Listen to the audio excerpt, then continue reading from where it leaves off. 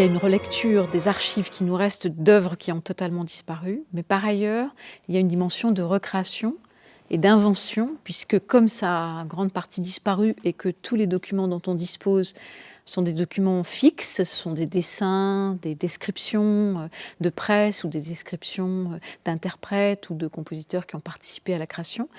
On est dans une relation plutôt à de la posture et non pas véritablement au mouvement. Donc il y a une partie d'invention pour mettre en mouvement des dessins ou des commentaires qui sont figés en fait. La question des sources est différente pour chacune des œuvres qui sera proposée à la Philharmonie. Il y aura, dans le faune, il y a une partition autographe de Nijinsky qui date de 1915, qui a été redécouverte à sa mort dans les années 1950, qui a fait l'objet d'une transcription dans un système de notation du mouvement que je pratique. Et à partir de là, si vous voulez, moi j'ai, on va dire, fait comme les compositeurs laissent une partition. Il y a donc un chef d'orchestre qui s'attelle à la partition et qui la déchiffre et qui la fait interpréter.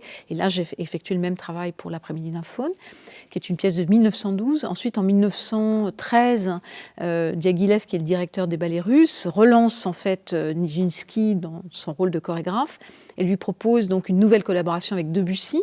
Et cette fois-ci, ce sera Jeux, qui va donc être une forme de création pour la Philharmonie, puisqu'on ne l'aura jamais donné ailleurs, sauf en avant-première.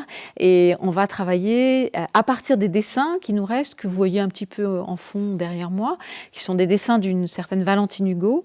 Et puis, on a évidemment des annotations considérables de Nijinsky qui font écho aux annotations de Debussy, à même la partition, une partition manuscrite qui a été découverte assez récemment. Et le sacre est encore une autre chose qui emprunte beaucoup de son matériel à l'Après-midi d'un faune, mais qui par ailleurs s'appuie aussi sur les dessins et les témoignages de presse et les articles et quelques partitions annotées, c'est-à-dire ce que j'appelle des objets mémoire en quelque sorte. Le titre, c'est Sacre 2. Or, Sacre 2 renverrait au fait qu'il y a le Sacre 1, ce serait celui de Nijinsky de 1913. Il y a eu une première reconstitution qui a été effectuée par un ballet américain, le Joffrey Ballet. Et donc, la reconstitution qu'on verra à la Philharmonie, qui est celle que je propose, s'inscrit comme la deuxième reconstitution, d'où son titre Sacre 2. L'argument de jeu est très... c'est un alibi pour Nijinsky qui lui permet de se déplacer des deux antiquités dont il va parler, l'antiquité grecque du faune, l'antiquité russe du sacre. Et là, il a envie tout d'un coup de donner la possibilité aux spectateurs de découvrir une certaine forme de quotidienneté qu'il va arracher à l'univers du sport.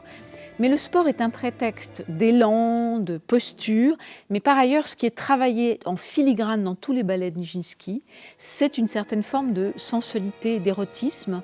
Et dans l'argument, on trouve effectivement l'idée qu'il y a un flirt à trois qui s'ébauche entre les trois protagonistes, qui sont un homme et deux femmes.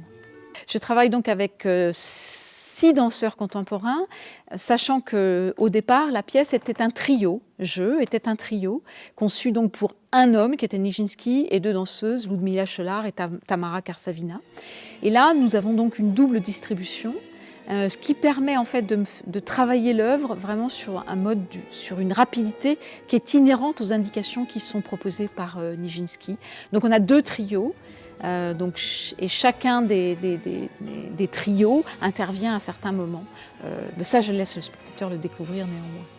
François-Xavier Roth a la réputation de travailler avec des instruments d'époque. Et pour Jeux, comme pour le Sacre et pour l'Après-midi d'un faune, on retrouvera des instruments qui ont été utilisés au début du XXe siècle.